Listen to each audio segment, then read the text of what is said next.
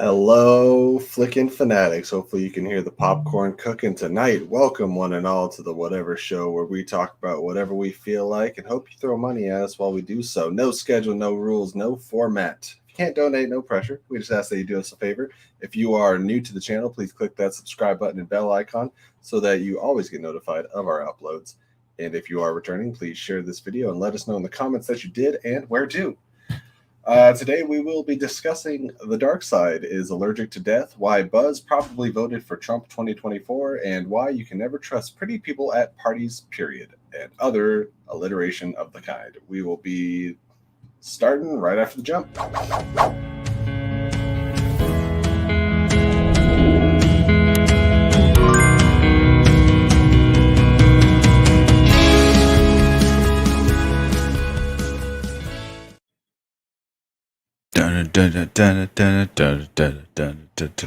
You're okay. Like, do I have to tilt my camera? Now I feel out of whack. I just figured if I'm doing I got Stranger Things shirt, I got this Hellfire Club shirt. I feel like this is appropriate. I feel like this is the way to bring the only if your camera continues to turn throughout the show until eventually you're in the upside down. That's perfect. Well, maybe maybe my camera will be upside down next time. Okay, hold on. Explain yourself. I loved Lightyear. I thought it was fantastic. And I got retweeted by not only the director, but also the official Lightyear Pixar account, which was the second one. That was fun. Why did you make the Trump comment? Why do you think he voted for Trump? No, that's rude. That honestly has zero. He seems smarter than that. That's why I say that. It has nothing to do with the quality. It's just like the ongoing what's the word I'm looking for? Basically, the conversations before the movie ever came out and the first images of him came out, everyone's like, why does he look like a conservative? Or when you're watching the movie, Lauren's like, Buzz really do be looking like a cop. He looks like a space ranger. Also, if he would have voted for him, then they probably would have brought Tim Allen back, if we're being honest. Well, that was completely the opposite direction. That was the joke that I made. She's like, "Why does he look like so conservative?" And I was like, "I don't know, maybe because Tim Allen's a raging conservative." Yeah, 100%. Yeah, but that's anyways, definitely true. I don't care what your political stance and opinion is. I'm just here for the yokes, and I'm actually probably not going to bring up any of those points. That yeah, bow, piff, bam, pow, pow. What's up, Garth? Welcome Which I just realized we still have this background. It was our old logo, which the new one was inspired by Batman the 66 with the, it's like a comic book thing. And apparently I need to update some graphics. Wait, hang on. Make it full screen so I can do this. Whoa. Wait. Oh, I have a big old pimple here that popped yesterday.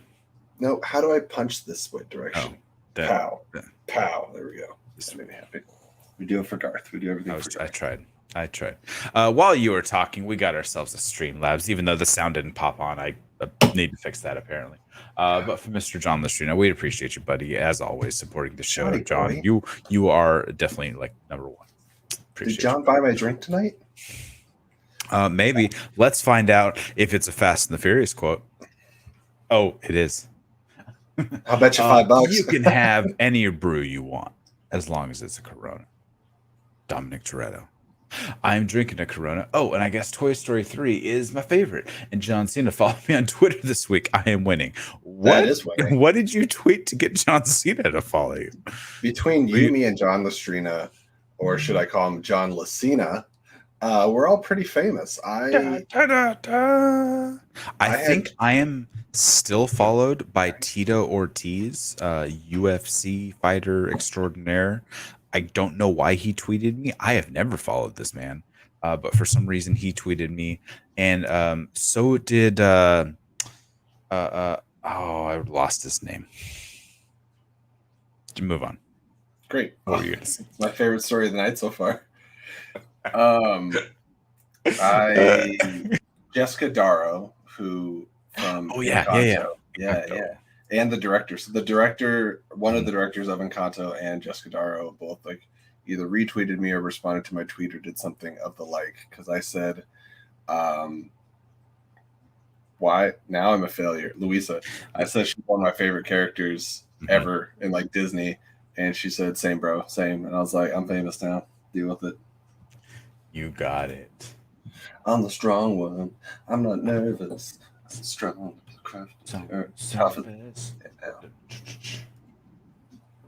Anyways, good stuff. If you guys haven't seen Encanto, what are you doing? Go do that. Rectify yourselves. Gotta fix the blur. Fix the blur. No, you haven't seen Encanto. What are we doing with our lives? Anyways, so Sean, we're gonna talk about some stuff tonight, but we're gonna do it just real wish-wash, whatever. Because it's just that's the kind of night it is. A day that keeps falling apart. If it fell apart one more time, I was just gonna go to bed. Encanto is fantastic. You are right, Lego. So, what do you want to talk about? He liked all your Fast Furious tweets. Nice. Verified John Cena. Wait, how could you tell that he liked your tweets? I would assume his likes are also invisible. Oh, you didn't see them. Mm-hmm. You did not see that coming? So Sean nearly banned me after our last Kenobi show. Sean nearly banned me from talking about the show anymore. But I assume that we have some viewers that do want to talk about it because it is kind of constantly trending topic today. I'm going to try to do as much random alliteration throughout this podcast. That's my goal. No more Kenobi Shobi for you. No more Kenobi Shobi, except for the next episode where it's our final Kenobi Shobi until there is a season 2 of the Shinobi Kobe. Bryant. What? What? What? All right. What? What? So episode 5. We have ultimate episode. We had one more episode. We have. Where's my straw? Where's my Obi straw? It's in a different thing, isn't it? Obi straw. Oh, it's in the other brand, but I deleted that one actually. Oh, man, Garth's gonna be so disappointed. Sean, did you have some highlights about the there it is. Hey guys, welcome to the fourth episode. No, hang on, the third episode of the Kenobi Shobi, where we are reviewing the 5th episode of the show because we missed episode 3 and 1 and 2 were one episode. The third episode where we review the part 4 because the first 2 were 1 and we got lost somewhere where we don't know where we are now. Apologize. Spoiler review of Shinobi the Kobe Bryant won Kenobi. Ooh. Perfect.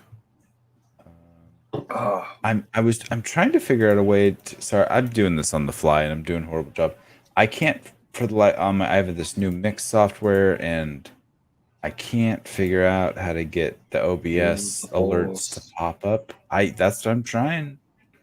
Trying to use the Force. The Force ain't working.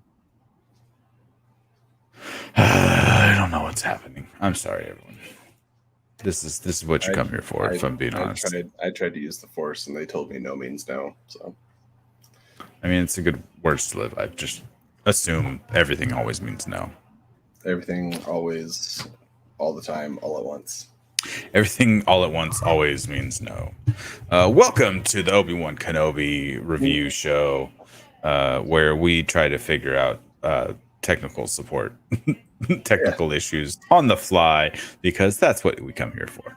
And as I was giving that glowing introduction of our own show, I appreciate Mr. Garth McMurray who donated to the show, even though we didn't hear it because I can't figure out the audio. Wait, hang on. Let's pretend like we know what's going on. Bing! Did you, Sean? I think we might have gotten a Streamlab. Oh my, we have a Streamlab. Garth, thank you, buddy. We appreciate you chipping in. Speaking of celebrities following you on Twitter, I know Patty Jenkins, and she follows me. You know her, and she follows you. Okay. The best was when Mike Kalinowski posted a video of crying with joy watching Wonder Woman 1984. I remember that. It was the jet scene when the fireworks going off. Remember that video. And I retweeted it, and Patty retweeted it too. Mike was so happy. I bet. Yeah. So we just need to cry more dream often. Come true for Mike. I have on my old YouTube channel a video of me watching one of the first Justice League trailers. And I'm crying watching it. You're like, oh no. No, it was before all the drama, when it was still, Okay. it was before Joss had even touched it. And it was like the first announcement trailer or something, I think. Okay. And yeah, I just thought it was so pretty, and my hype was so high that I definitely cried. And that exists on the internet, so Well, all right. maybe I just hashtag that and get Twitter famous. Yeah, that's what we'll do. Retweet it, drudge it up from the old times. This overlay tells me we're supposed to be talking about Obi-Wan Kenobi. We probably should be talking about Obi-Wan Kenobi. Fabian, what'd you say? You're behind on Kenobi movie group meets on Tuesday. Watch the stuff until Thursday. That sucks. Okay, so you're one episode behind. Is that what I'm getting from that? So basically, you just missed this week. Here's the good news. We are, probably only going to take 10, maybe a little over 10 minutes to discuss maybe less. Episode. Yeah. So if you need to hop out, pop back in, we understand. We don't want to spoil it for you. And then we will be talking about Miss Marvel a little bit after that. So hopefully you're caught up. And then whatever else. Yeah. But let's hop into it. So, I think that this episode was probably the best of the series, if I'm being honest. See, that is something we can agree on. I do think it was the best. And I quite enjoyed at least the first episode very much, more than I think a lot of other people. And sorry for all the noise. My wife doesn't know boundaries. The difference between, I think, that what we expected and what we keep getting week to week is I'm so done with the Leia storyline. Like, it was cool for like an episode, and then we're like, all right, cool, let's rescue her and move on with literally anything else. But no, we're just like Obi-Wan's trying to make Leia Obi's Grogu. Yeah, pretty much. I think that the more and more we watch this, the more I think that I'm assuming, or maybe we're realizing, that this was essentially a movie that was pulled out into 6 episodes, because this would be fine as a 2-hour movie. Here's a movie about Obi-Wan going on a rescue mission. 2 hours on the long end. Yeah, but I mean, like, there, and that's the movie, is he has to rescue Layla. Okay, cool. We got about a 2-hour 15-minute movie, and he went on this mission. But no, this is 6 episodes being drug out over 40 minutes an episode, and it's like, so you keep having to explain all the parts you would have just montaged over or skipped through, which is okay, we rescued her. All right, mission's over. No, now we have to go back to the spaceport where we have to wait for these people to. Why are we waiting for these people? Because we have to wait for Leia. We all have to escape together. Yeah, it'd be weird if we had 2 ships ready to go and we could have evacuated all these people before someone showed up to destroy the second ship. It is one of the weird things we're kind of facing with 6 episodes is we get caught between, does this feel like a dragged out movie or too short of a series? Like with Moon Knight, for me, I felt like it was too short. It didn't feel like a movie that was stretched out. So far, Obi-Wan feels like it's got at least an hour of filler in it. And it could have been condensed. Hawkeye did not need to be a show. I think that could have been like a tight 90-minute movie. So, yeah. But highlights, there is some of the best action in this episode of any of the episodes of Obi-Wan. The stuff we get with Vader is not only some of the cool stuff in this series, but probably some of the coolest Vader stuff we've ever gotten. And I think one of the reasons that I always come out of these episodes saying kind of either meh or I'm still conflicted is it feels like a roller coaster of how I'm feeling about it. You know, it goes high, but it doesn't have a lot of middle ground. It's just like either like that was so cool, and then seconds later I'm like, why is that so dumb? And it's just it feels like there's a lot of things that aren't well thought out, and you know, it's not to always compare things to each other, but like with Marvel, I feel like a lot of times they're keeping their audience in mind and not just taking advantage of them. And I feel like Star Wars at times, at least the current like Disney saga of it, is taking advantage of Star Wars fans in the way that they figure you are a fan of Star Wars, so you will enjoy this. And I felt like there was some. Yeah, you'll look past the negatives to just enjoy. Hey, look, we're giving you Star Wars. Like, we're not allowed to have the same expectations, which I think is BS. Because just because something is genre does not mean that we can have the same expectations we have of other films. Like Right. Lord of the Rings, it's fantasy. It's elves and goblins and ghouls and dragons and stuff. My. Yeah, but it's one of the most epic, fantastic examples of storytelling out there. Marvel is exceedingly gets in touch with our emotions, and the action has you at the edge of your seat a lot of the time. And I just feel like this series feels a little hollowed out to me. Whether it's the music not always hitting, but I felt like the music was better in this episode than it has been the last couple. Sure. Which is saying something. And because it's only 6 episodes, there are emotional beats here with some of the new characters and stuff like Tala that I felt like we were supposed to feel really emotionally engaged in. And it's, if you wanted to do that, then you should maybe have done more episodes, but it feels like you didn't have enough ideas for more episodes. I definitely felt emotionally engaged, at least in that part. That was probably the most part of it.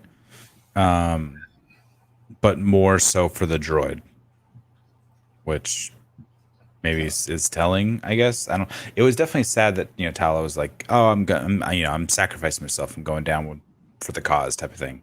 But it was the way they played the droid, and I think that Star Wars has done like just such a bang up job over the course of Rogue One and Solo of like giving droids these.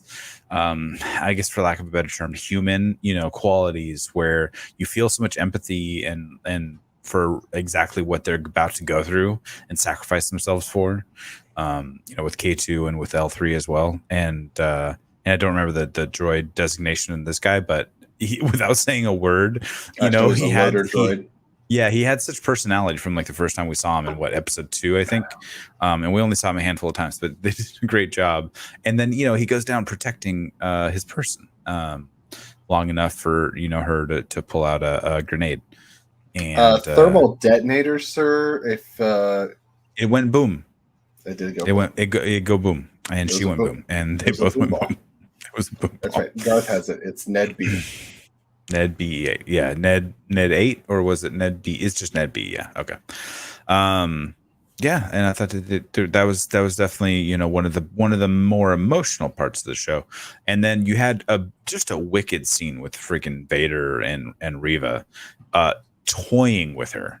Like, she cannot hold a candle to the strength of Vader at this point in his life and his terror reign through the galaxy, because he was just throwing her around like a rag doll and just going, look you have 2 lightsabers and they spin, that's so cute. And then he's like, I'll take that. Snap it in half. It was dope.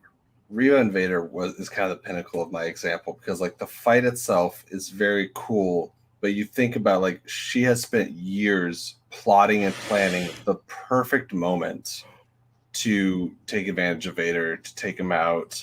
And she's been very crafty and convincing. And then she gets him and she pulls the lightsaber up and just screams. And I'm like, are you an idiot? You're an idiot.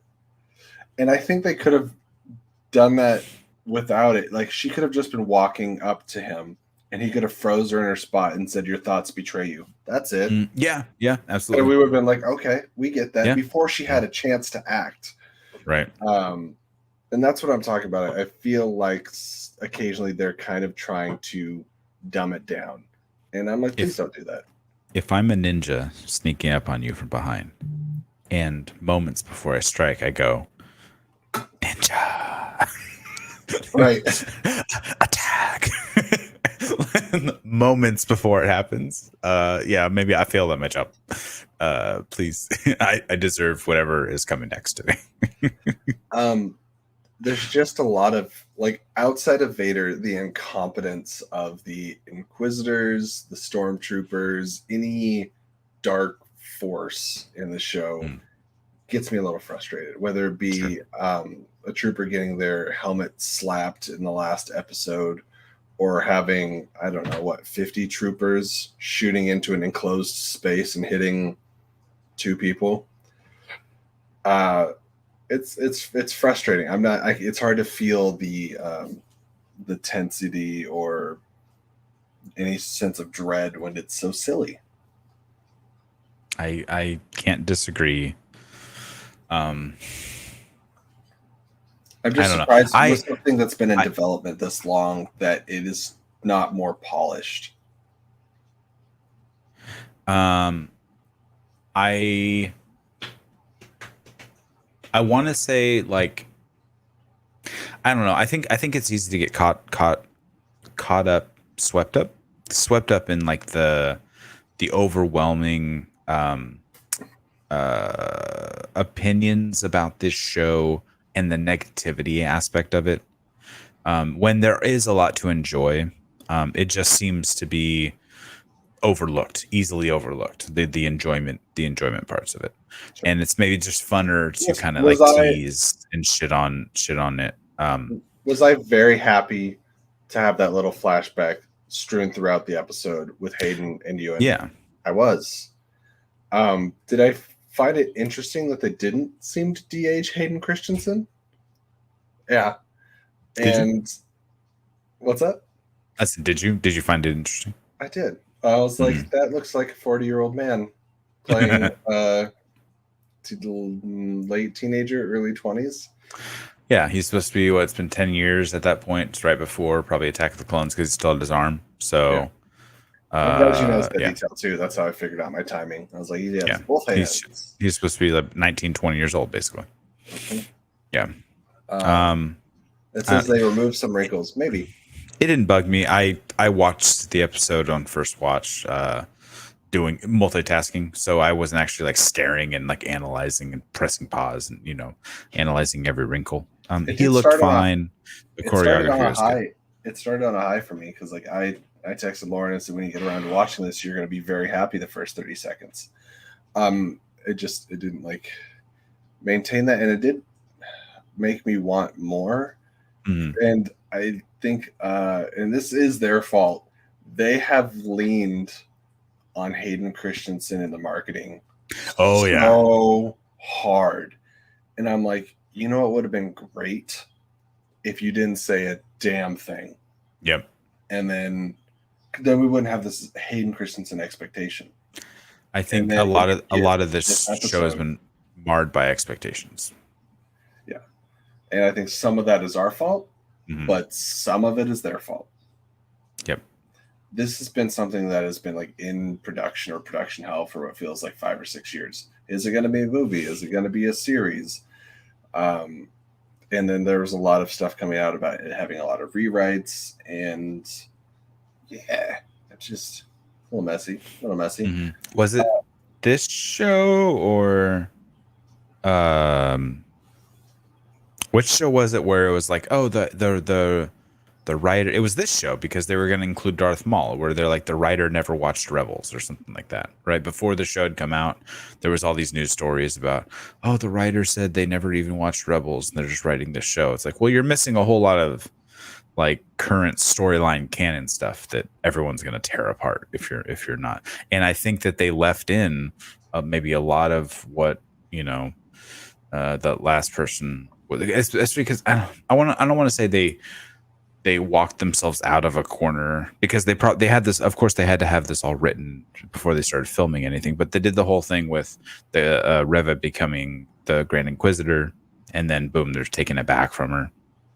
It's like, all right, so there's a little bit of one step forward, 2 steps back, plot wise, a few different times in the show. Whether it be like Leia's kidnapped, we got her, she's kidnapped again, or Reva's the Inquisitor. She killed the Inquisitor. Inquisitor's back. She's not the Inquisitor. And so, like, when you look at like the arcs per character and like what's happening, it's a little bit of treading water. Yeah. Well, and because she was, aside from the turn in this episode, she was succeeding in tracking down not only Obi-Wan, but the whole, I think they're called the Path, right? Yeah. Well, the Path is what they use to get him to Yeah. Jabim. So she succeeded in her mission by planning a tracker and finding them. And she, Vader's just focused on Obi-Wan. That's all he cares about. But she was actually doing more than that. She was getting all the rebels, corralled up essentially.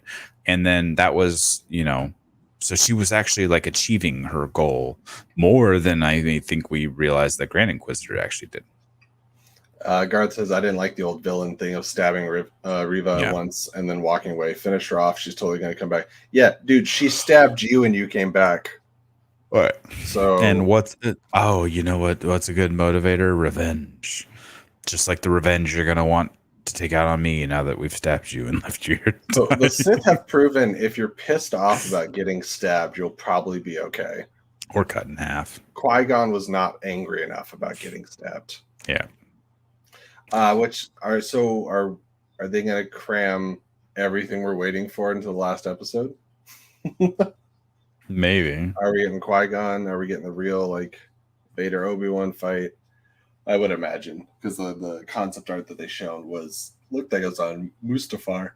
Possibly. Maybe. It looked lava-y. Maybe. I think either way we have one more. I hope they don't do a short episode. Like didn't they do that for Boba Fett, right? Wasn't it like the shortest episode of the season or something like that? I hope they just flesh it out. They finish it off, but don't drag it out too. So only flesh it out if you have that much story to tell. Just give us a knockdown, bang out episode, and how they stick the landing will tell a lot about the series as a whole. I agree with that. And we've talked about it a little bit when Doctor Strange came out. I went back and binged WandaVision, which I had not seen since it was released week to week. And I wasn't as high on it, right? I wasn't as enthralled with WandaVision when it was going week to week. But watching it as a binge model, that show worked way better for me, binging through it, than it was like a 4.5 hour movie versus a week to week with speculation. And so maybe this series will do the same in retrospect, watching it on a binge model where you don't have to pay attention to every single scene, just the important ones. And you can leave it playing while you get up and go grab a drink or something like that type of thing. You know what I mean? Or even just skip through some of the fluff. There's so many fucking great editors out there in the internet. Like they're going to easily, bring this together, chop it down, and make a nice 2.5 hour movie out of this type of thing. Get Topher Grace to do it. He already did it with the prequel movies. Did he do that? Yeah. I know it's out there. I didn't know that was him. Mm-hmm. So I will. I don't know if I'll say eagerly, but I'm curious what the next episode will bring and how everything will wrap up, because I don't know if this is a hot take, but I'm starting to feel like the farther Jon Favreau and Dave Filoni get from some of the individual projects, the more they tend to suffer. And I think that it's really proving that they are the magic behind The Mandalorian. You don't think that they have had enough involvement in this show, basically? Or Boba Fett, because Boba Fett was being showrun by Robert Rodriguez, and the show's being run by Deborah Chow, who did great in Mandalorian. And I'm starting to think maybe she did great in Mandalorian under the tutelage or guidance of Favreau. Sure. Because it seems like when she's the main voice, maybe it's not, it's a little directionless, but this could also be over her head. There's a lot of things going into this, and I think Star Wars has had a little bit of directionless, in general. Okay. Let me ask you one last thing then about Reva, because I watched a bunch of review shows, and one of which is Christian Harloff, when he does his Obi-Wan reviews on the Big Thing or whatever the show is called, it's just a review show. But he's been convinced since day one that they're doing this whole turn on Reva, right? Reva. I don't think so. I think she has just been purely, revealed in the last episode. That she's just in it. She has her own motivation. That's it. She is just in it for herself. Obviously, she wanted to raise through the ranks. Now we know why she wanted to rise through the ranks, and it's to get close and try to kill Vader. But I don't think she's doing a good side, face turn. I think she is just going to. Yeah, I think she's just in it for herself. She's And not to say it's selfish, but she's at her own desires. She's not going to face it. Doesn't have to be good or evil. She's just going to go, okay, yeah, no, I turned evil, but I still want to accomplish my own goals at whatever cost is going to come of it. And whether I die doing it or not, maybe I'll help Obi-Wan, but it's not a redemption arc, in my opinion. I think you might be right. And I'm really curious what we end up doing on Tatooine, because there's a lot of things that are kind of going to be going on this next episode. Yeah. And we know Luke's not going to see a lightsaber because he has never seen a lightsaber. That's something we know from New Hope. Mm-hmm. And so Reva's not going to get to him. Vader's not going to get to him. I don't know how much Luke we're actually going to get to see in the next episode.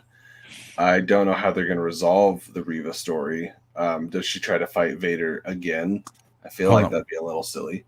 Maybe. What flashbacks? Am I missing something? Did I miss? So right before she gets stabbed by Vader, it flashes to her as a kid also getting stabbed. Oh, I thought, maybe I missed the scene then. Maybe, like I said, I was doing something else. Maybe I missed the scene. It's like a blink. It's like 2 seconds. It shows little her reacting to getting stabbed. Yeah, I mean, I saw that part. I saw her looking up, but I thought, and then she says that she hid, it covered in blood, and she hid and pretended she was dead. Well, this is actually in the Vader fight. Yeah. Like right before Vader stabs her, it shows her as a little kid getting stabbed at the same time. Interesting. I'm going to go back and watch it.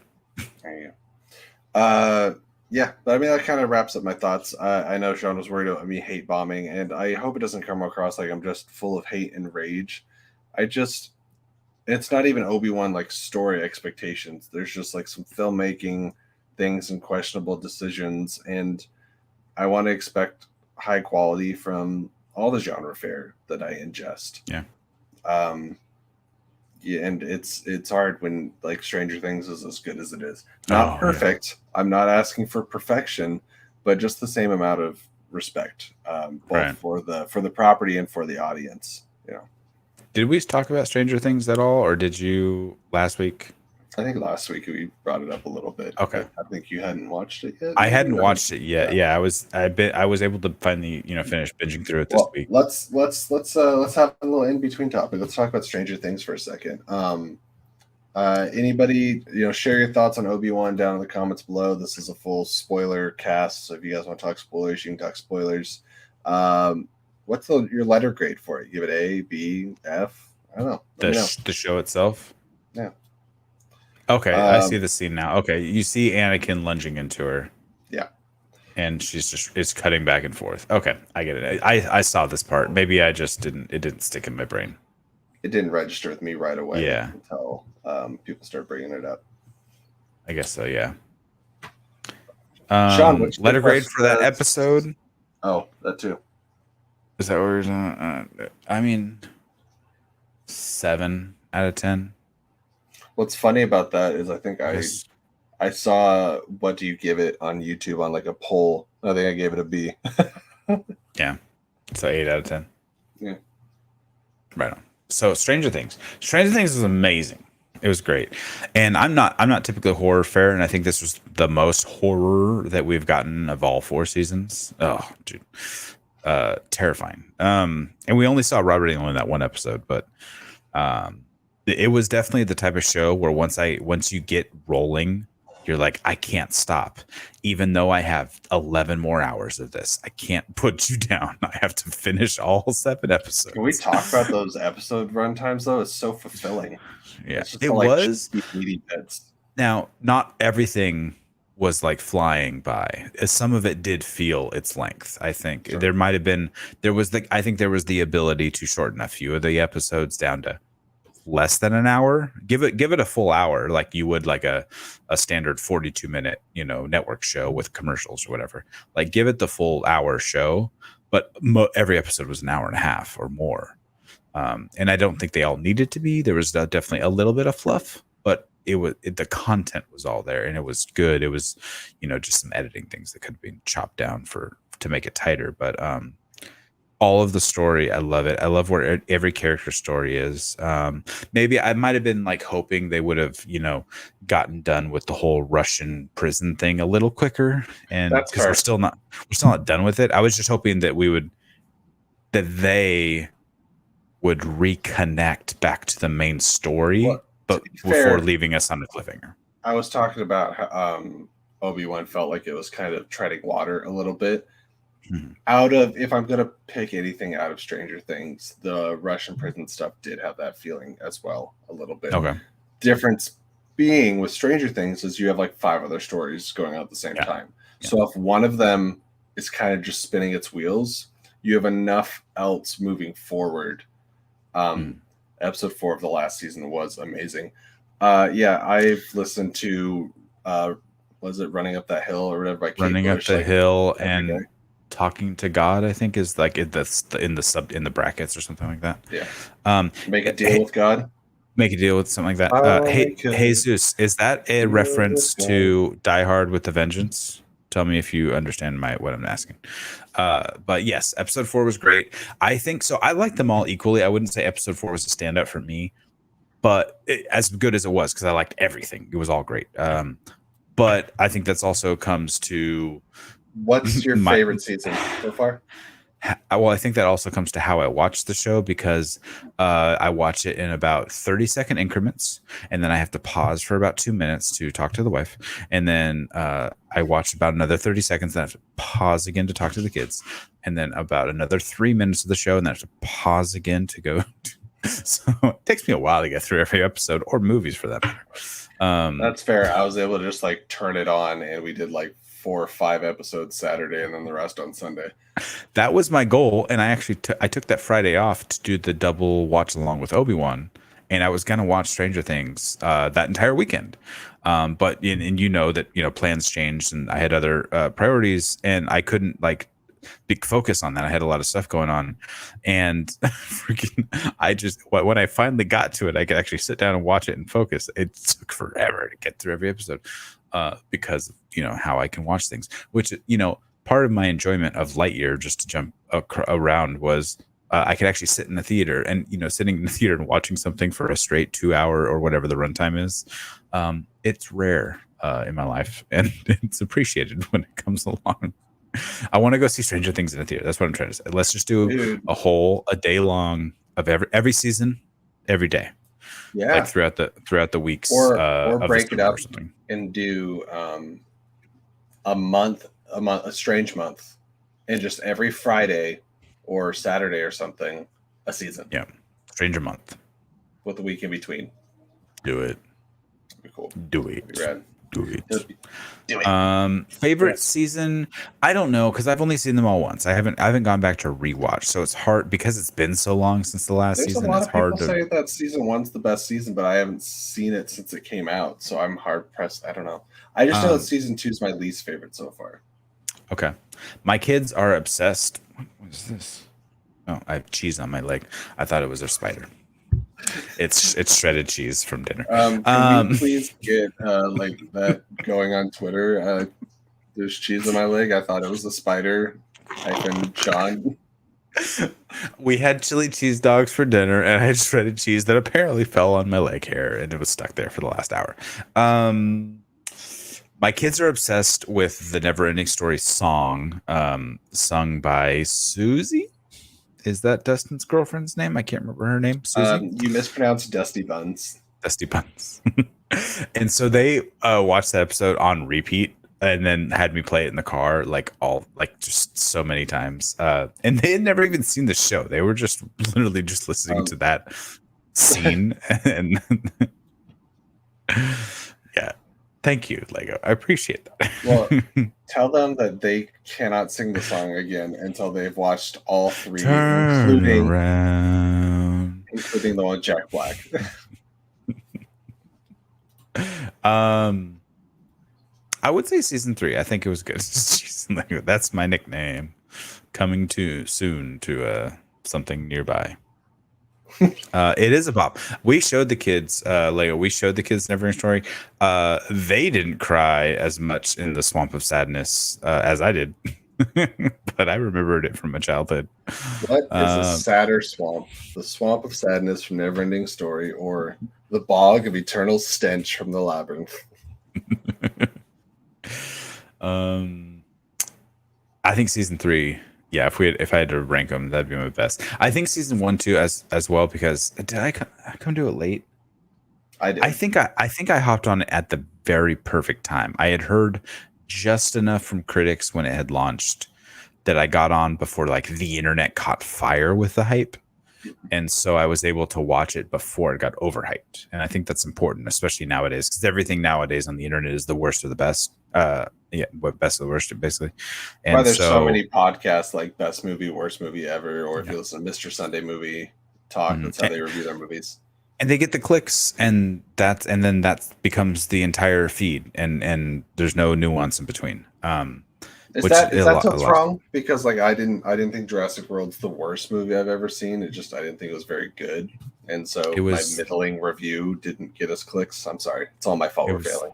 It's your fault. You should have labeled it. Is it the best or is it the worst? No, actually, somewhere. Worst Jurassic movie ever. Yeah. It was the worst Jurassic movie that I watched brand new in the theaters this year. Yeah, it's true. It wasn't clickbait title, but it's more of the same. It's the worst Jurassic World movie I've seen since the pandemic. Because did you ever even see the second one? It's okay. You're retired. No one's gonna put it on the wheel against you. There's a beautiful 60-second recap of Fallen Kingdom in the beginning of Dominion. There really is. That's all you need to know. You're like, all right, she's a clone. Sorry, spoilers alert for Fallen Kingdom. It came out 4 years ago. All right, she's a clone. All right, cool. We're living together. All right, let's go. That was about it. Dinos are loose. Yep. All right. Dinos are loose. It really I figured Dominion was going to make me want to go back and watch Fallen Kingdom, but I really felt like I got everything I needed out of that movie. I mean, you pretty much did. You got to see if you go back and watch it, you see a very different Justice Smith. Because in Fallen Kingdom, he was a skinny little twerp that was afraid of everything. And then all of a sudden, in 4 years in Dominion, he's all of a sudden a CIA super badass with access to everything that the heroes needed. Funny story. Now that the match has been out for months, when I was in LA filming my match for the movie Trivia Schmodown, for those of you that know, I went and saw the Batman with my arch nemesis, Brandon Hanna. And when we were walking out of the movie, Sabrina Ramirez pointed Justice Smith out to us. He was also walking out with a group of his friends and boyfriend, I believe. So that was cool. Nice. That's fun. Yeah. Did you be like, I loved you in Fallen Kingdom. I saw 20 minutes. I was like, hey, Detective Pikachu was completely mediocre. I love Detective Pikachu. Bite your tongue. Sorry. Movie's great. The beady little ditto eyes. Dude. Tiny little. I think I brought pictures of that on here one night, didn't I? Because it's like freaking nightmare fuel. Probably, yeah. I can't. When Ant-Man Quantumania comes out, and because Catherine Langford, is that her name? She's gonna play Ant-Man's older daughter now. Yeah. That's all I'm gonna be able to see from her is her beady little ditto eyes from fucking Detective Pikachu. So I think Welcome to Detective Pikachu review. I think Lauren thought it was pretty funny. I sent her a picture of my flicking real sweater, and I was like, "How come it looks like I have ditto eyes?" They messed up on. No, never mind. It's okay. I actually look us up on TeePublic. Yeah, the link is in the description if you guys want to support us or wear any cool shirts, like neither of the ones that we're wearing. Like the one somewhere in my closet. I almost wore it tonight, actually. I just grabbed this one first because I was in a hurry. Well, the shirt just showed up today, so it's nice. How fire back to Stranger Things. I think it's funny how I do just one part about it, that you get this high school kid who's all of a sudden fucking motivational speaker for the town. Like not only at the high school, but right before the final, the championship game, but then later on at the town hall meeting about the murders and stuff. And he's just getting all these adults, excuse me, all these people just hyped up, like, let's go kill these kids. Calm down, calm down. There is not possessions and people like levitating people in the air. I mean, there is. It's just not Eddie's fault. Yeah. I did like the focus on the paranoia around Dungeons and Dragons. I thought that was a fun kind of kickoff point to fuel the prejudice and stuff. I mean, I guess that's true. We see that in many, many movies. Prejudice is not the word I'm looking for, but whatever. Moving on. So yeah, we watched that. Just out of curiosity, we don't have to spend a lot of time on it, but have you watched any of the boys? Some of the boys? Or are you mostly? No, that's next. I haven't watched the episode that dropped today, so I'm one behind. Okay, I have a combination of Halo to finish. I believe I have episodes 7, 8, 9, and then also Halo, and then also Halo. It was a show that we did a couple reviews of, and then fell off because I didn't want to review it alone. The real world stuff got in the way. We didn't finish, which is totally fine. But I'm not in a hurry to jump back into that, though. I like it. That's not top. I do want to jump into the boys and get rolling on that. So that's second quote next. of the night. Sean wants to jump into the boys. Flip it. Send it to the internet. Flip it out. Give me a gift. Send it to the internet. That's the trademark patent pending boys from Amazon Prime streaming exclusively. That's what I want to do. I don't know how much of a, because I loved Supernatural. I think I just completely skipped over like the first 5 seasons and just hopped right into it and was right on board. Like I didn't need it. You get the little previously on with whatever the song montage was. And are you talking about Carry On My Wayward Son by Kansas, you uncultured swine? Yeah, I was trying to remember the name of the song, and then I forgot the name of the band, and I was trying to move on without being called out for it, but obviously that didn't work. So no, not with me. You know who your co-host is? I didn't know. We've never talked about Supernatural, but like I hopped right in, and you get enough of the recap that you're like, all right, cool, that's where we're at. And I had seen like an episode or two, but I was just like, as soon as I started watching it like week to week, I was like, I'm on board. This is my favorite show right now. And so I love Jensen Ackles, and I was, as soon as he got announced as a Soldier Boy in this, I'm like, oh cool, an asshole Captain America, let's go. So I'm very excited to jump in and see what he's all about and what he does. I'm going to tell you in advance, be patient. That's what I've heard. He doesn't show up right away. I was watching a little review clip show. He was on something, and he goes, I heard I was on the show. I started working out immediately. I was just going, 2-a-days at the gym, 6 days a week, and then talking to Star, and he goes, dude, why don't you just ask him to add some muscles to the suit? Like, you don't need to work out that much. And he's like, what? I can do that? Yeah, just add the muscles to the suit. It doesn't need to be, you're not going to have your shirt off in every scene. And this is wild to say, but like, I think Anthony Starr as Homelander puts Ramsay Bolton and Joffrey to shame. Sure. He's sadistic. He's fucking crazy. Saying something. Yeah, he's one of the hardest people to watch on screen. Just evil. Anyways, yeah. So get. I understand that reference. Thanks, Lego. So, oh no! No burning stuff. Satanic panic. Yep. Oh Sucks my to gosh. hear. Yikes. That's fun.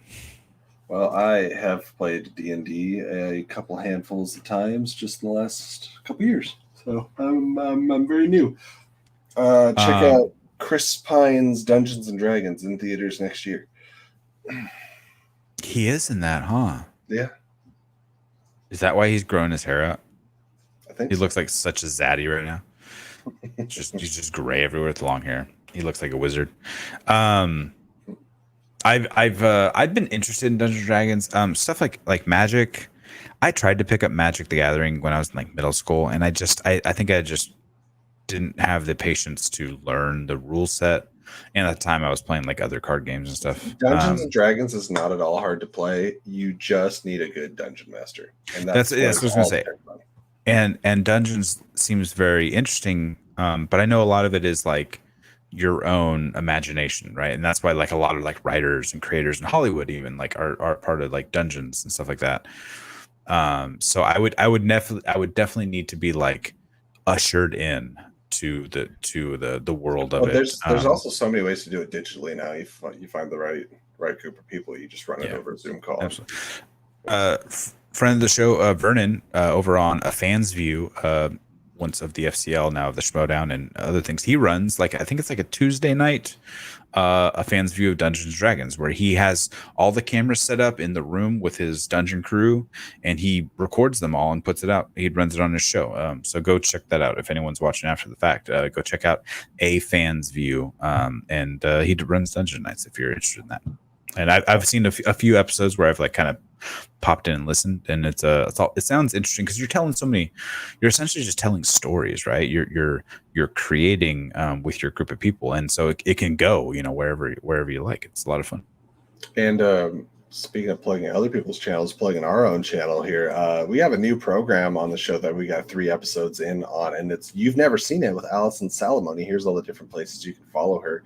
The movies we have covered are Tremors, Sorry for Bothering You, is that the name of the title? And then Blade Runner with the movie guys, Paul Preston and Adam Witt, and that's the latest one. You can check that out here on YouTube or any of the audio spots there.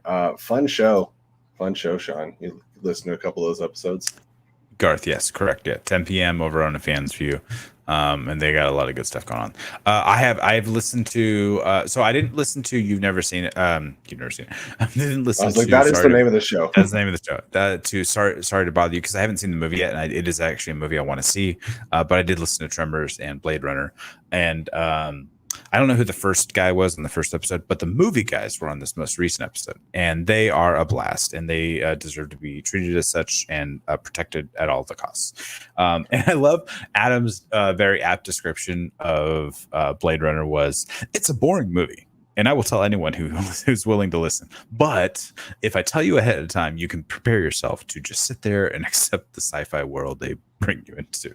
And that's a good way to go into it. Because when I watched Blade Runner for the first time, first of all, it took me 3 tries. And I think on the 3rd try, I finally got the director's cut, the one you're supposed to watch, right? I found it at Walmart. I found it at Walmart in like the $5 bin. I was like, give me the Blu-ray. Let's go. Because I had only seen it like either on TV or on streaming prior to that, and I never got through the movie. It was just boring. I wasn't interested. And so on the 3rd try, finally, I sat down, I watched it all, and it was still boring, and I'm never going to watch it again. But knowing that going into it is different than being ready for an Harrison Ford, Star Wars, Indiana Jones action film, and it's not that.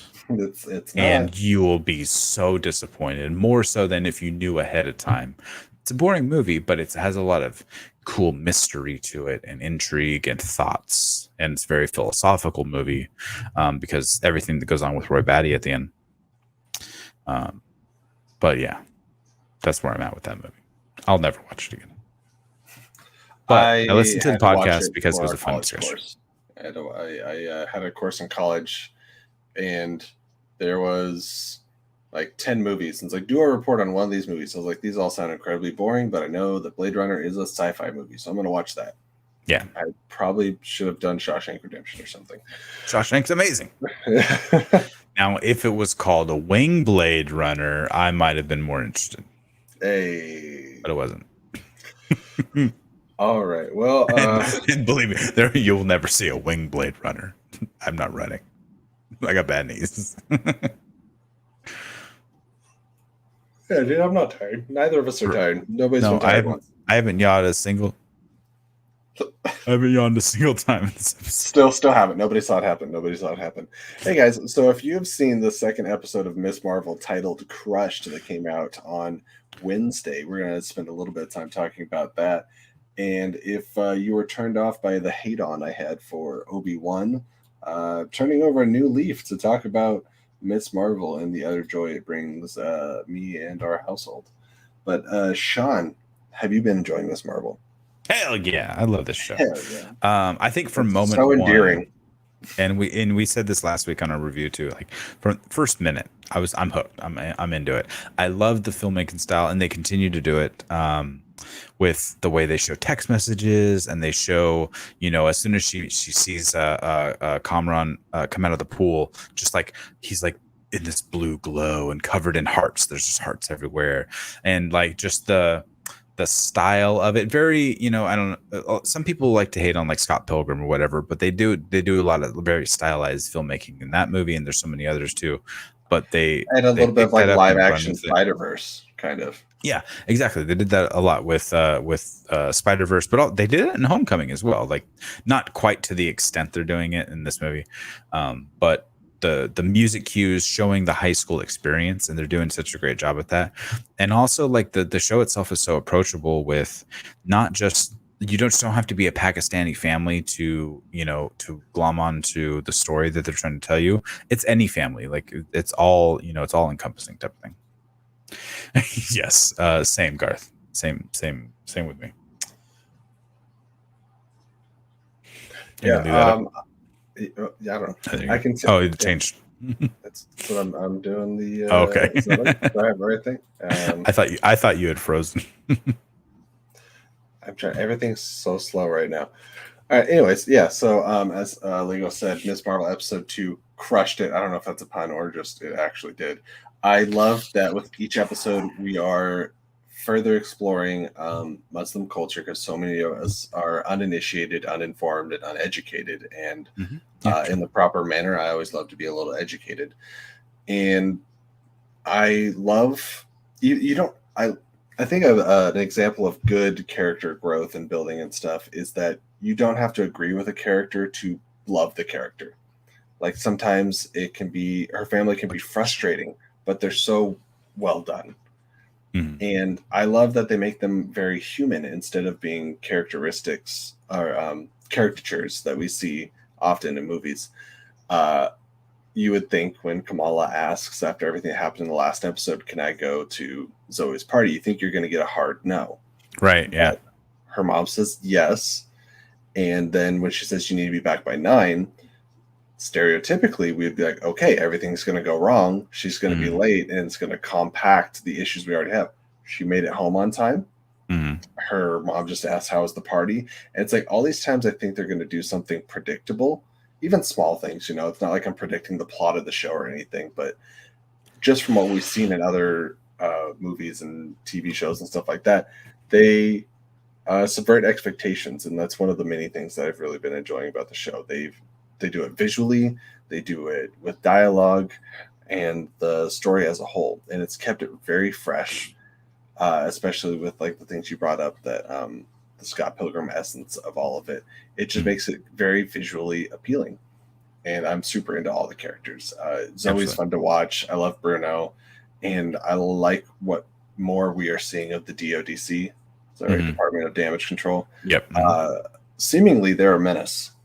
They seem to be, and possibly Skrulls. I think that we can speculate on the weird interrogation choices and acting of the characters, and maybe they're still trying to learn their way through the justice system as well. So maybe one of them's not outright racist, but a Skrull wouldn't know the difference between Latina and Latinx. That might be true.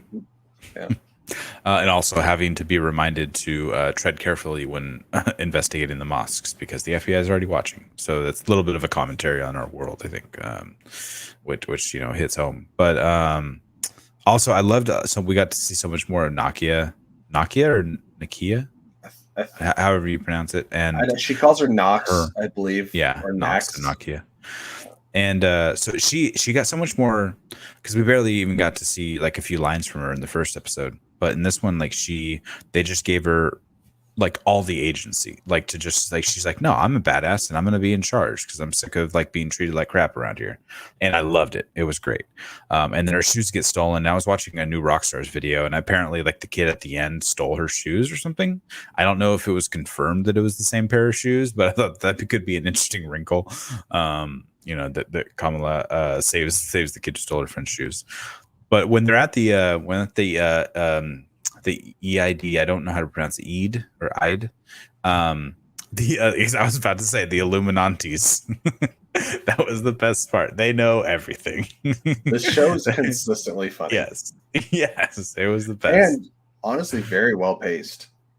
Yeah. And we're having kind of longer-ish episodes. I think the first episode was like 49. This one was like 51. They feel like full, like an hour of what an hour of television would be. You know, if we had commercials, it'd be a full hour. Yeah. I just need by the end of this series not for Kamala to meet Captain Marvel. No. I need her to be a guest, an invited guest on Scott Lang's podcast, Big Me, Little Me, and and she finally made it to the YouTube space, and she hit it big in the podcast world. I mean, we can say a lot of things about how great the show is, but I'm going to tell you right now, it's a sham because we had a post-credit episode in the first, or a post-credit scene in the first episode, not in this one. So, malarkey. What was the post-credit scene? Was it the DODC? Yes, exactly. Okay, yeah, okay. I couldn't remember what it was. Yeah. Well, we get to see her grandma, right? Her grandma, great grandma, reaching out to her through her power. Yeah, and that was definitely the same actress, right? In the back of the car. I thought, and now I don't think. Which would, if Kamran is her son, then they're kind of like second, third cousins or something, which makes it the whole episode a little weirder in my opinion. But why would she be like close to the same age as her mom? Because she's inhuman and ages slower. That's something I thought was interesting, is when they said your powers and abilities are not coming from the bangle, they are being drawn from inside you, and it's like you're channeled through that. And I was like, that sounds mighty inhuman, or like a dormant mutant X gene or something of the sort. So really curious how they're going to further explore that. Once again, watching a new Rockstars video, and their speculation was essentially that the bangle is the purple hard light, they call it, is essentially her cocoon. And I was thinking maybe like the more powers she uses, the more she expels all of that cocoonness and eventually just has powers without having like the purple hue and that type of stuff. And so she won't need the bangle down the road type of thing. Yeah. She'll just be able to do it. I mean, they missed an opportunity of calling her Miss Marvel, and she could be Bengal Gal. That was dumb. I need to go to bed.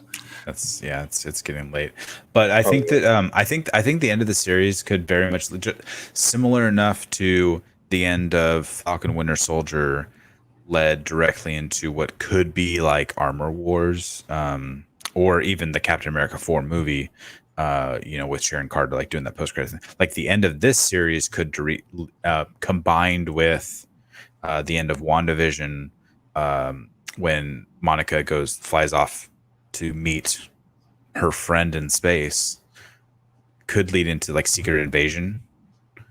And we could realize that the Skrulls kind of have been here on Earth for a long time, experimenting on humans, created in humans. And I think that this bangle, combined with the 10 rings, are cosmic and related somehow. I do think it's funny that obviously I also watched New Rockstars as well, so I know a little bit about Kamran and the trajectory there. Actually, that's not from New Rockstars. I learned that was from our good buddy Pat at Montyverse, from watching his breakdown of Miss Marvel. Go check that out if you haven't. I need to watch that. I haven't got around to watching that one yet. Fake friends. Anyways, right from the get-go, when Kamran first came on screen. Stay tuned for a watch-along of Montyverse while I learn all about Kamala Khan. Lauren texted me, and she's like, Kamran's bad news. I was like, oh, how far are you into the episode? And she's like, they just introduced him. I was like, oh. He's bad news because it's getting hot in here. Like I said, don't trust pretty people at parties. Mm-hmm. Yeah, I'm trying to think of other things that stood out. It was just it's consistently fun, and and Bruno getting Bruno getting accepted to Caltech. Caltech, yeah, and then essentially turning it down, or basically saying like, hold that thought, because he wants to, stay for his love. Like, nah, bro, go to Caltech and learn. Likes her. He wants Yeah. to kiss her. I want Bruno to get accepted to whatever college course Peter Parker's going to, and I want them to be best friends. Since he can't talk to Ned anymore, let him be the new guy in the chair or something. I don't know. Bruno's great. I say on a regular basis that Bruno is like just the best friend. Like, he's almost too perfect. Yeah, he's super great to Kamala. I love all the surrounding cast in this show. Even Zoe, who is like kind of the worst, but she's not like the worst. It's kind of like how they made Flash Thompson. Like, he's not outright the worst, but maybe Flash Thompson in the Amazing Spider-Man, because he ended up being almost like a shoulder to cry on after Uncle Ben passed away. Like, he attempted to, even though he got his ass whipped afterwards. I don't think Tony Rivoli like is horrible. He's just a turd. Yeah, I guess so. Like, Zoe is all about herself and, drawing fame to herself, and a little selfish in that way. But like, she's not, for example, Angela in Stranger Things. No, Angela got exactly what was coming to her. Yeah. Zoe, does it feel wrong to like root for a 15-year-old to have a roller skate embedded in their skull? Spoilers. For episode 3 or 2 or whatever it was. No, but I'm glad Zoe didn't go that route, and she's more.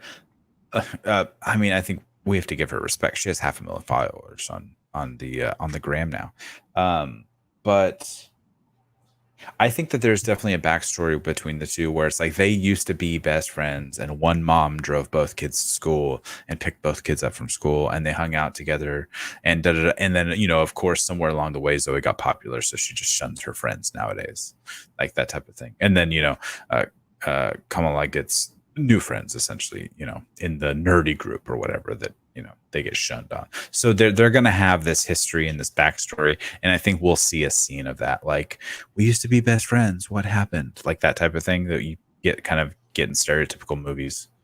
So it'll depend on how she plays it that way, and because they obviously have the same interest, even though Zoe was hiding it at Avengers Con. So I'm curious how you feel with each episode. This is the point of a series, I'm more hotly anticipating the next episode. Like, the first episode, I was like, oh, this is great, I can't wait for 2. But now the story's progressing, the mystery is starting to unfold a little bit, and now I like really, really can't wait for episode 3. And I'm hoping that they can keep up that trajectory and that suspense, and just the writing's been so great, and I have no reason to believe that it's not going to continue. Yeah. I mean, question for you, and I think I know the answer already, but next week, Wednesday morning, are you watching Obi-Wan or Miss Marvel first? The finale of Obi-Wan or Miss Marvel? It's probably Miss Marvel. Yeah. Honestly, for episode 1 and 2, I watched Miss Marvel before Obi-Wan. Okay. And what's funny is, for like similar reasons, Lauren does the opposite though. Oh, okay. Because she watches Obi-Wan first because she's pretty sure she's gonna like Miss Marvel more, and so that's the taste she wants to leave on. I try to watch Miss Marvel, get myself in a good mood, and think that I will be more optimistic going into Obi-Wan. Maybe you should switch it up for next week, so you'll feel higher on the. Maybe, you know what? Bring up Jurassic World Dominion. Watch that. You know what else is out on streaming now? Morbius. Watch Morbius, and then put on Obi-Wan, and then watch Miss Marvel afterwards. Garth, spoilers. If you know who Red Dagger is, then you know who Red Dagger is. Otherwise, you don't. I don't know who that is. I'm curious to see what they do with the Bengal, and I've heard some things about what the origin of that might be. They're doing really interesting things with this Marvel, and the important thing is, they might change things from the comics or switch things around to fit the like Marvel agenda they have going on. But the agenda. Oh yeah, The But agenda. the thing is, Iman Vellani is so incredibly perfect and such a Yes. welcome addition to the MCU that at this point I'm like, do whatever as long as she's Kamala. Yes. And I'm on Also, board. I need to see her in a trivia competition that we all know and love because apparently she would rule over the Dude, MCU division. she's Killing the game. From oh what I've heard and read in the interviews I've seen, she's on top of things. She knows her stuff, and I love that. I love that in an actor who actually pays attention to the world around them instead of like Gwyneth Paltrow, who doesn't know what movie she's in. she does not. She's often quite confused. She's like, I was in a Spider-Man movie. Yes, Gwyneth, you were in a Spider-Man movie. Oh, see that time. What? That time I had the actual, what do you call it, soundboard ready.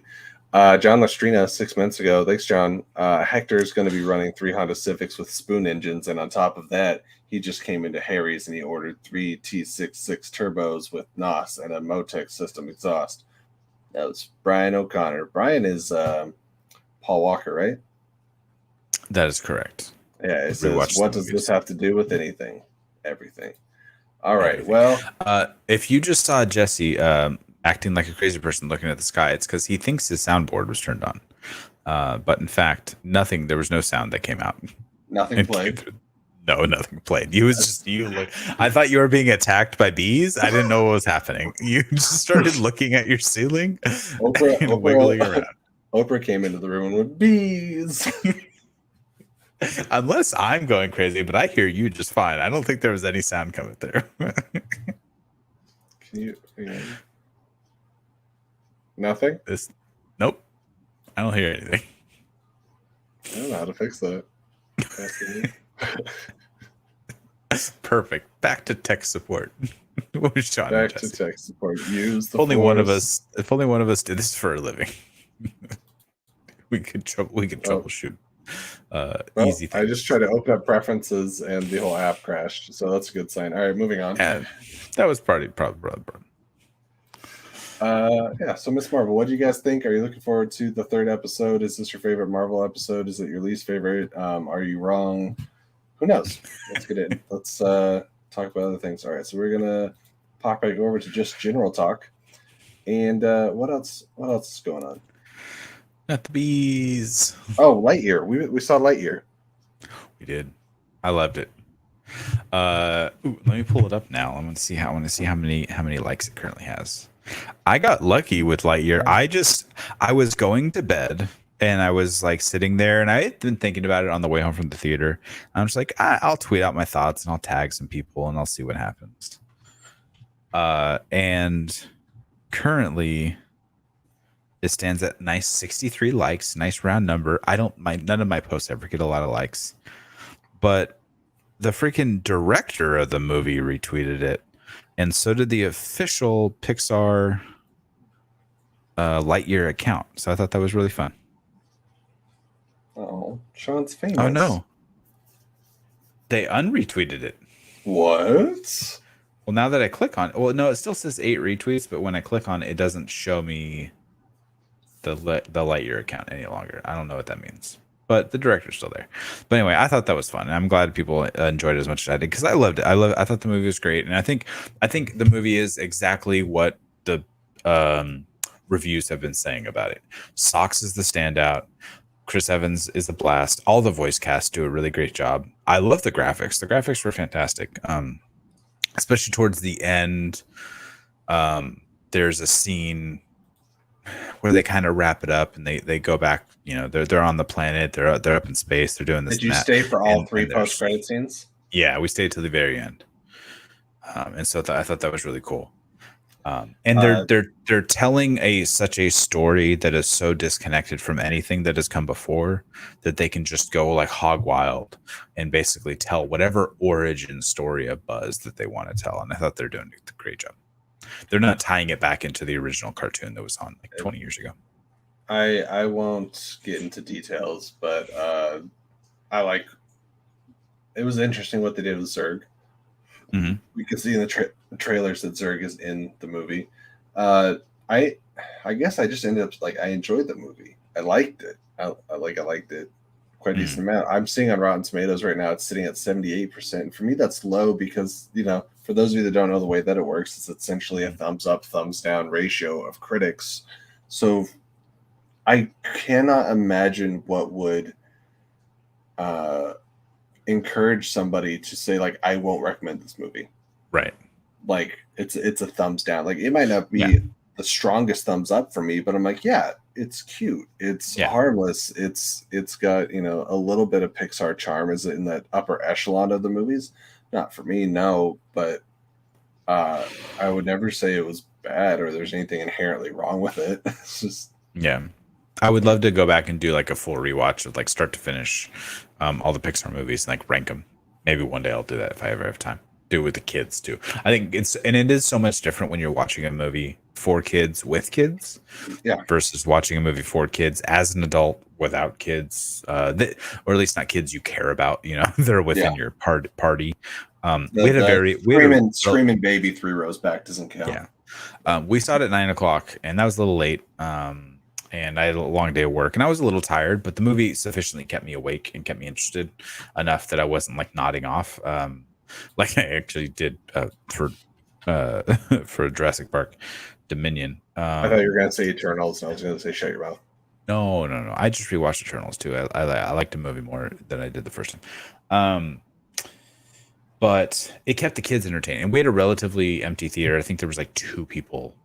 It wasn't a huge theater too. It was smaller theater, and we only had like 2 other people in the whole theater, and they were sitting directly behind our group of 6, my wife and I, and we had 4 kids with us, and the kids were like hooting and hollering, like they were having a good time. And every time Socks was on screen, you could hear them audibly just laughing the whole way, and my wife and I just kept looking at each other going like every time Socks was there, it got an audible giggle out of everyone. So I won't give the context, but pretty much every time he would either cough something up or open his mouth, I was laughing. Surprising amounts of Socks being surprising. Also, they had this, and you'll know exactly what I'm talking about. They had a recurring joke with Taika Waititi's character that I kept waiting for it to get old. It didn't, but it also felt like that might have been Taika's idea because it felt like Taika humor. Sure, you could have been like, animate this. Yeah. Yep. I know what you mean, sir. I know what you mean. I'm glad you could pinpoint the reference I was making. Yeah. All right, moving on. Well, is there? Did you know else? the name of? I don't remember his name. I don't think you're no. Well, I don't think you're supposed to be able to pronounce the guy's name. The trainee at the beginning. It was Bill Hader. Bill Hader. Yeah, it was Bill Hader. And I didn't know watching it, but I saw in the credits when it was. Yeah. Bill Hader pops up. If you look at Bill Hader's filmography, he has the most random, super random, accolades on his list. If anyone is not watching Barry on HBO, they just ended their 3rd season. Barry is a fantastic show. I've never seen it. It's really good. I want to. I've heard so much good things about Barry. It's a hard sell, not hard sell like bad, but like when someone asks what's it about, it's hard to describe convincingly reasons to watch it. That's why I usually am just like, it's really good, please watch it. A dark comedy about a hitman who wants to be an actor. Well, it's like I binged Severance, and it wasn't because of the description of the show necessarily. I just watched it, and it was really good. Is that Adam Scott? Yes, Adam Scott and John Turturro and Christopher Walken. And I won't remember her name. Never mind. Okay. But yeah, she's in it. The one who's in it. Like Breaking Bad or Better Call Saul. Well, which I have also never seen. You've never seen Breaking Bad? I only watched a couple episodes of Better Call Saul. I recorded Breaking Bad the entire first season when it very first launched. So we're talking 15 years ago. Thank you, Garth knew who I was talking about. Patricia Arquette. that girl, that woman. Yeah, yeah. So, I like, recorded the entire first season of Breaking Bad, and before like on demand was really a thing. And I started watching. I got like 3 episodes in, and it just didn't hook me. And then season 2 happened, and I still hadn't finished season 1. And then season 3 happened, and I'm like, I'm so far behind now. And everyone's calling it the greatest show ever, but there's so many episodes to watch. it's only 5 seasons of about 10-ish, 13-ish episodes. It's so daunting when you have so much new crap coming out. Yeah. But then again, you also hear people are like, oh yeah, I watched all the Friends shows again. And I'm like, that's like 10 seasons of 24 episodes a season. Like, right. Or people that have like gone through Supernatural multiple times. Yeah. Yeah. Well, I am enjoying this, but I had never seen Psych, and Lauren loves Psych. And so we're watching it piece by piece, kind of in our filler time. And we've gotten into, I think we're probably almost done with the 3rd season, but I think there's like 8 seasons or something. Did you watch This Is Us? I did not. So Dule Hill has a cameo. I mean, he plays a character in like the last 2 episodes of the series. And I want a spinoff so badly of Dule Hill and his family now. And I think it'd be great. And I know he's been on like a few other things. He was in a couple seasons of Ballers, the rock show about football on HBO. It's basically if you never saw it, it was basically Entourage for sports for football. And I enjoyed it just fine. But you live like pineapple. I used to. You know what? I do. Speaking of great TV comedies, and Brooklyn Nine-Nine. I have a pineapple within reach, always and forever. And this is a cat toy. For anyone that didn't know, Marvel's going to be doing a Wonder Man movie, supposedly, with some of the writers from Brooklyn Nine-Nine and Daniel Destin Cretton. Is that his name? The director of Shang-Chi. Mm-hmm. That's interesting. And you know what I wonder, man, is anything about the character. I have no idea what Wonder Man is about. Is it just like, hey, they got a Wonder Woman? Well, guess what? We got a Wonder Man, and no one called him on it. I have no idea what this character's power set is, or what their real name is, or where they fit into the MCU. The fan casting for Wonder Man for like a long time, to the point where he might have even been on a background poster, because he was like an actor and he was involved in Hollywood, like in the comics. Everyone wants Nathan Fillion, and I was gonna say, wasn't he on a poster? Yeah. Nathan Fillion playing the character in one of the Guardians movies. Yes, Simon. That was the assumption. His last name. Yeah, I think it was Guardians of the Galaxy 2. I don't know if it was kept in the movie, but there's like a set photo or something with it. Yeah. And I was like, yeah, do it. Have Nathan Fillion play a washed up actor that happens to have like powers. I think that'd be amazing. He's also no stranger to shows. Yeah, I think when I first saw TDK from the Suicide Squad. Oh, that's like the Dark Knight. It reminded me of Wonder Man, maybe because it was just Nathan Fillion playing both characters. Yeah. And I was like, oh yeah, it's kind of like the guy he played in Guardians with that cameo thing in the background. But now they're going full-fledged and just like, let's do the movie. Can you give me a very, very quick and vague rundown of the character at all, or his power set or anything? Part of his consciousness was used to create Vision. That's all I know. What? That didn't happen. Yeah. They used Tony Stark instead. Garth, tell us. Yeah, Simon Williams. Oh, Pym, also, Ultron family in the comics. Interesting. Okay. Yes. Also interesting thing, and something that's kind of got glanced over, is that Michael Giacchino is going to be directing Werewolf. Yeah. It's weird. Hey, why not? A lot of times you see these like cinematographers or whoever, and they'll eventually like try their hand. Well, look at the guys that did John Wick. They were stunt doubles for like 15 years or whatever. Yeah, absolutely. And then they hop in and they do their own. Who was it? I was watching. Is it Die Hard?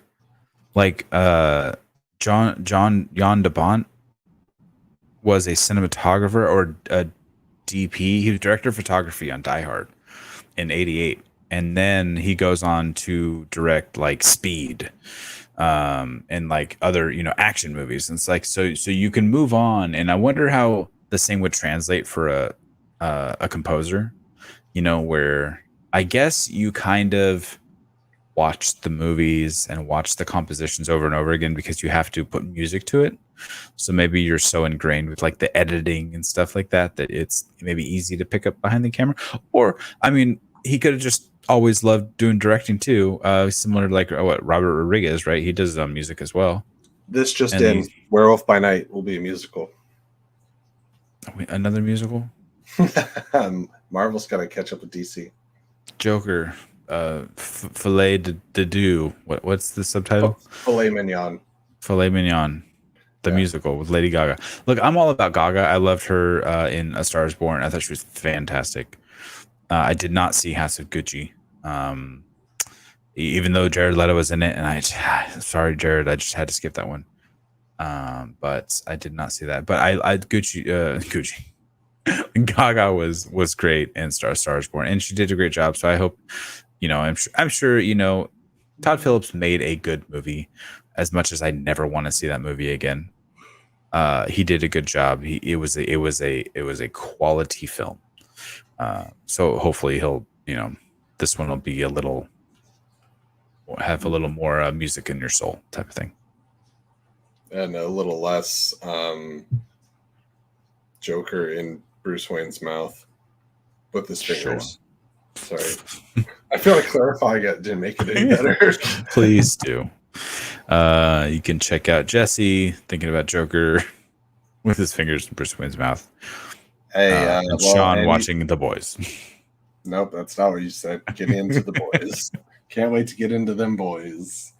That's not how I said it.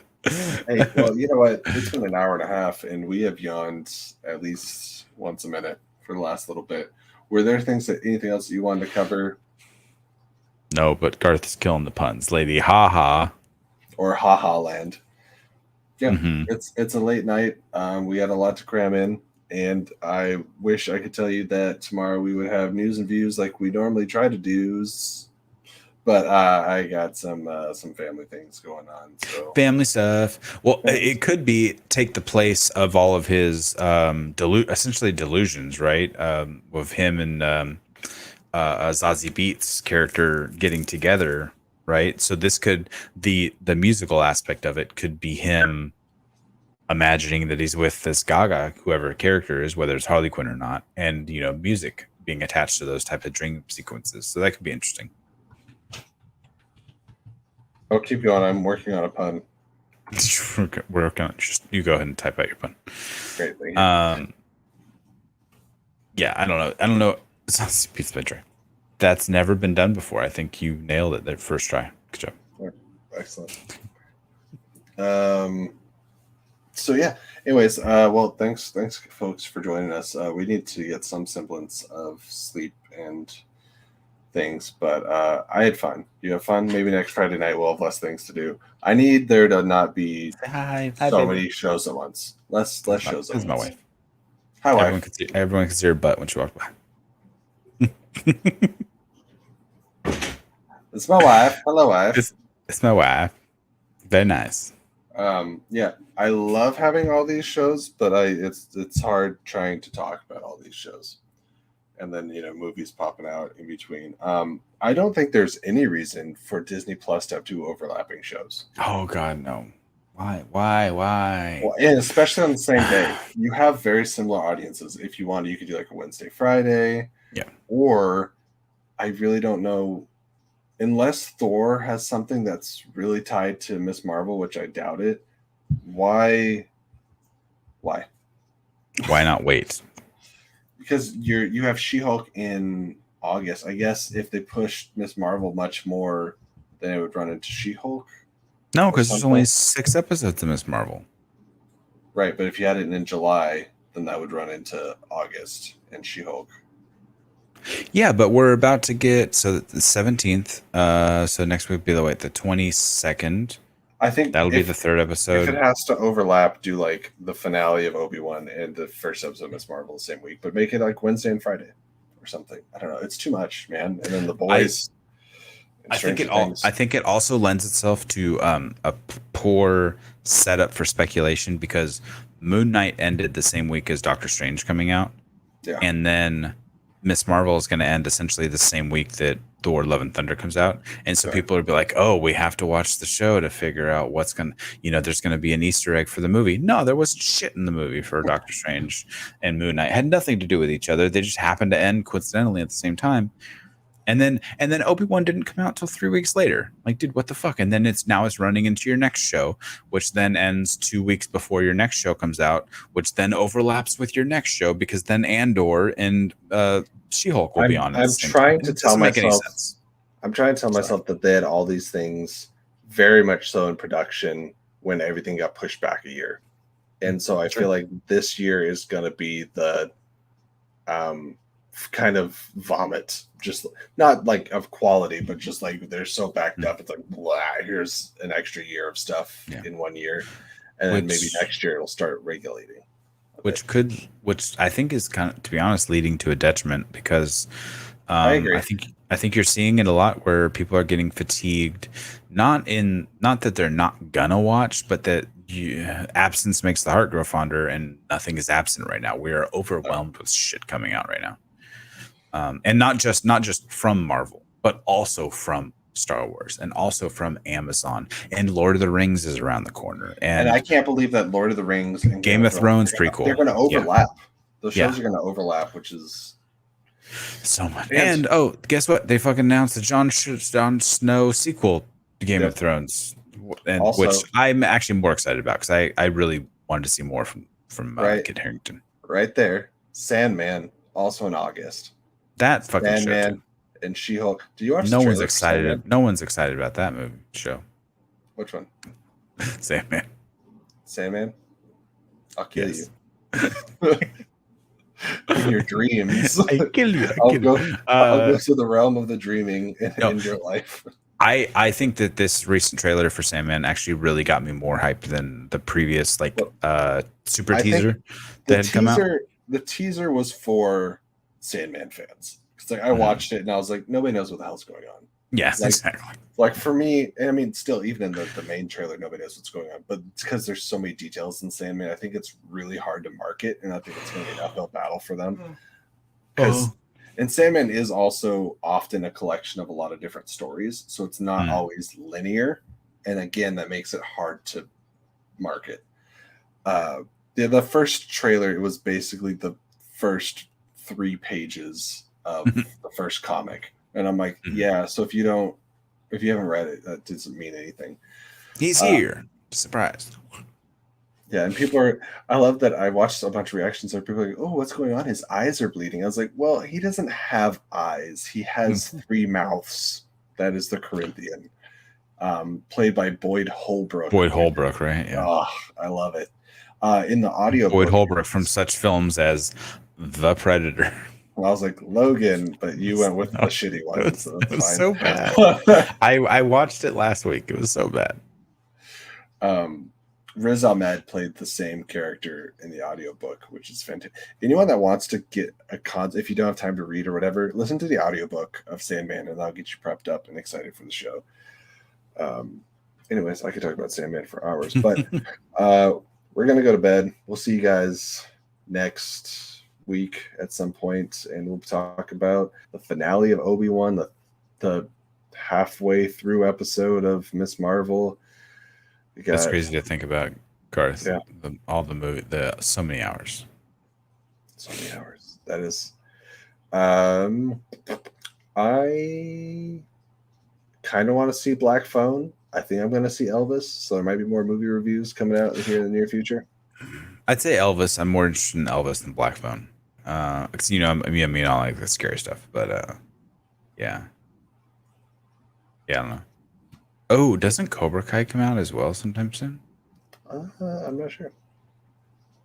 I have to Google that. Well, thank you, Garth. Thank you, Lego. Thank you, more Garth. more Garth. John Lastrina. The chat's not loading. So thanks Cobra everyone. Kai also comes out on September 9th. Oh yeah. And Garth says wait for the hate with the female relatives of John Constantine instead of the Johanna Constantine.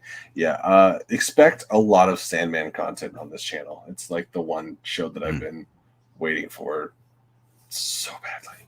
Jesse will be doing watch-alongs. Shit, maybe. I'm signing you up. No, it's Netflix though. It's gonna be like here's 10 episodes. I don't know if I'll do watch-alongs for it. Get to work. But maybe I'll get some reviews in it. Anyways, if I don't hit this outro button, we're never going to bed. So bye everyone. That's my outro for my last podcast that I used to have. Keep it real. That's this one. All right, bye. Good night.